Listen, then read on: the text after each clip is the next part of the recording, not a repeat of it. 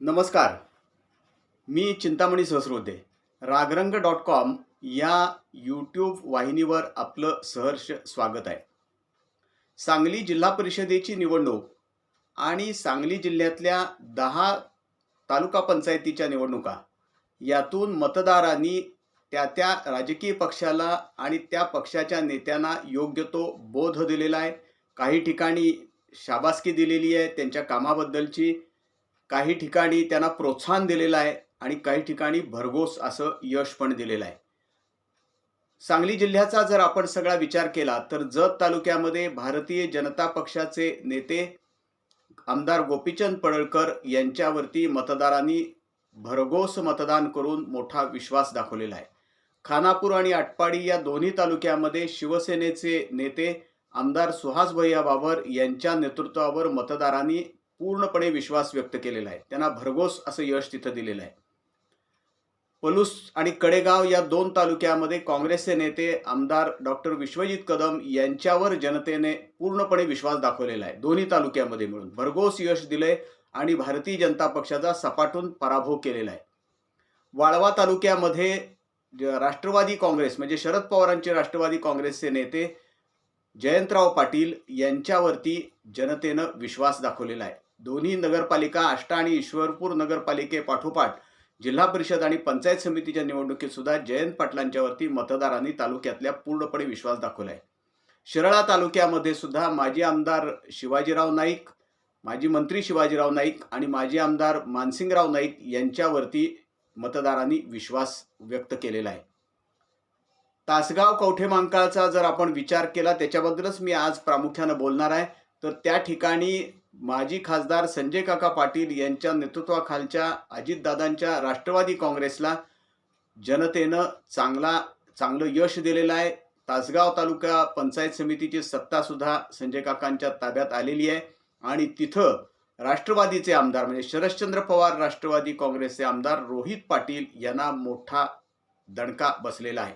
तासगाव पंचायत समितीच्या निवडणुकीत कवठेमहांकाळमध्ये त्यांनी आपली जागा राखलेली आहे, आपली सत्ता राखलेली आहे.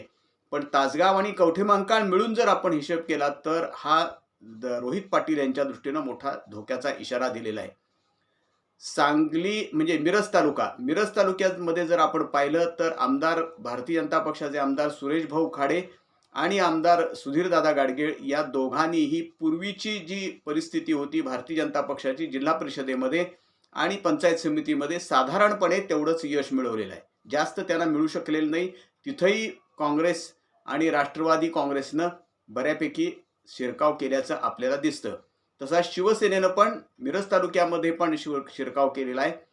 जत तालुक्यामध्ये एखादी दुसरी सीट राष्ट्रवादी काँग्रेसकडे गेलेली दिसते आपल्याला. आज मी प्रामुख्यानं बोलणार आहे ते तासगाव आणि कवठेमहांकाळ हा जो संयुक्त मतदारसंघ आहे विधानसभेचा आणि त्या मतदारसंघाचे प्रतिनिधित्व करणारे आमदार रोहित पाटील तरुण आमदार आहेत. माजी मुख्यमंत्री, माजी उपमुख्यमंत्री आणि माजी गृहमंत्री आबा पाटील यांचे चिरंजीव आणि गेल्या वेळेला त्यांना लोकांनी फार मोठ्या मताधिक्यानं विधानसभेच्या निवडणुकीत सव्वा वर्षापूर्वी झालेल्या निवडणुकीत विजयी केलेलं होतं. माजी खासदार संजय काका पाटील यांचा लोकसभेच्या निवडणुकीत भाजपचे उमेदवार म्हणून पराभव झाला आणि विधानसभेच्या निवडणुकीमध्ये त्यांचा राष्ट्रवादी काँग्रेसचे अजितदादांच्या राष्ट्रवादी काँग्रेसचे उमेदवार म्हणून मोठा पराभव झाला. रोहित पाटील यांच्यावरती जनतेनं पूर्ण विश्वास दाखवला. संजय काका पाटील यांचा 2 वेळा लागोपाठ पराभव होऊन सुद्धा 2 निवडणुकात होऊन सुद्धा ते तसे फारसे खचले नाहीत. भारतीय जनता पक्षात अर्थात त्यांचा प्रवेशाचा प्रयत्न होता नंतरच्या काळामध्ये, परंतु काय नेमकं झालं कळलं नाही. परंतु भारतीय जनता पक्षाने त्यांना काही फारसा जवळ केलं नाही. परंतु तरी ते डगमगले नाहीत. त्यांनी स्वाभिमानी विकास आघाडी स्थापन केली आणि तासगाव नगरपालिकेची निवडणूक मोठ्या शर्थीनं लढवली, ताकदीनं लढवली आणि त्या निवडणुकीमध्ये मोठं यश त्यांनी मिळवलं. एक हाती यश तिथं संजय काकांनी मिळवलं आणि नगरपालिकेमध्ये सत्ता प्रस्थापित केली. भाजपचा अक्षरशः धोवा उडाला त्या निवडणुकीमध्ये तासगाव तालुक्यामध्ये. आता पंचायत समितीच्या निवडणुकीमध्ये सुद्धा जिल्हा परिषदेची निवडणूक त्यांनी फार हुशारीनं खेळली. येळावी सारखा जो गट आहे जिल्हा परिषदेचा त्या ठिकाणी त्यांनी काँग्रेसचे उमेदवार अमित पाटील यांना संधी दिली, त्यांच्याकरता तिथं जागा मोकळी केली आणि त्याच वेळेला त्यांच्या घरच्या जागेमध्ये जिल्हा परिषदेच्या गटामध्ये चिंचणी या गटामध्ये त्यांनी आपल्या घरामध्येच फूट पडू नये, घरामध्येच भांडण होऊ नये, स्पर्धा होऊ नये म्हणून अतिशय यशस्वी अशी माघार घेतली. अन्यथा त्यांचे चिरंजीव प्रभाकर पाटील तिथं निवडणूक लढवणार होते, परंतु काकांनी योग्य वेळी असा निर्णय घेतला. त्यामुळे त्यांची सबंध तालुक्यामध्येच नव्हे तर मतदारसंघामध्ये सुद्धा त्या प्रतिमा उजळली आणि त्याचाच केवळ परिणाम असं नव्हे, त्यांचं योग्य नियोजन, ज्या पद्धतीनं त्यांनी गांभीर्यानं निवडणूक लढवली पंचायत समितीची, त्याचा परिणाम म्हणजे तासगाव पंचायत समितीमध्ये सुद्धा काकांनी सत्ता मिळवली. जिल्हा परिषदेतही काही सदस्य निवडून आणले, दोन्हीकडे कवठेमहांकाळ आणि तासगाव मध्ये सुद्धा. त्यामुळं आज संपूर्ण जिल्ह्यामध्ये संजय काका पाटील हे किंग मेकर ठरतील अशी परिस्थिती निर्माण झालेली आहे. काहीच महिन्यापूर्वी म्हणजे लोकसभेची निवडणूक झाल्यानंतर आणि विधानसभेची निवडणूक झाल्यानंतर काकांची मोठी पिछेहाट झाली असं चित्र होतं. आज मात्र काका आघाडीवर आहेत जिल्ह्याच्या राजकारणामध्ये. आज अजितदादांची राष्ट्रवादी काँग्रेसचं सुद्धा ते एकमेव नेते म्हणून आता आज नेतृत्व करतायत, प्रमुख नेते म्हणून तिथं नेतृत्व करतायत. कवठेमहांकाळमध्ये रोहित पाटील यांनी यश मिळवलं. तिथं त्यांच्या 3 सीट निवडून आल्या याच्या जिल्हा परिषदेच्या आणि पंचायत समितीमध्ये 8 पैकी 5 जागा त्यांच्या निवडून आल्या, त्यांची सत्ता आली. परंतु एकूण जर आपण परिस्थिती पाहिली तर तासगाव आणि कवठेमहांकाळ या दोन्ही तालुक्यात मिळून नगरपालिका आणि तासगावची पंचायत समितीची सत्ता गेल्यामुळं रोहित पाटलांना जनतेनं हा गंभीर इशारा दिलेला आहे. वास्तविक तासगाव आणि कवठेमहांकाळ या दोन्ही तालुक्यातील जनता ही आबांच्या वरती प्रचंड प्रेम करत होती. त्याच्या पाठोपाठ त्यांनी दोन्ही निवडणुकामध्ये सुमनताई पाटील यांना सुद्धा मोठ्या मताधिक्यानं निवडून दिलेलं होतं आणि रोहित पाटील यांना पण निवडून दिलेलं होतं. परंतु काय नेमकं झालं कळत नाही. रोहित पाटील यांना नगरपालिकेची निवडणूक जिंकता आली नाही. फार मोठा दारुण पराभव तिथं झाला राष्ट्रवादी काँग्रेस पक्षाचा, म्हणजेच शरदचंद्र पवार राष्ट्रवादी काँग्रेस पक्षाचा. आणि आता तालुका पंचायत समितीची सत्ता कधीही आतापर्यंत गेलेली नव्हती, ती आता त्यांच्या हातातून निसटलेली आहे. त्यांनी हा धोक्याचा इशारा समजला पाहिजे. आपले एकूण सगळे कार्यकर्ते, आबांच्या बरोबरचे जे सगळे कार्यकर्ते, आबांच्या बरोबर असलेले नेते यांच्यामध्ये काही समन्वयाचा अभाव आहे का याचाही त्यांनी शोध घेतला पाहिजे.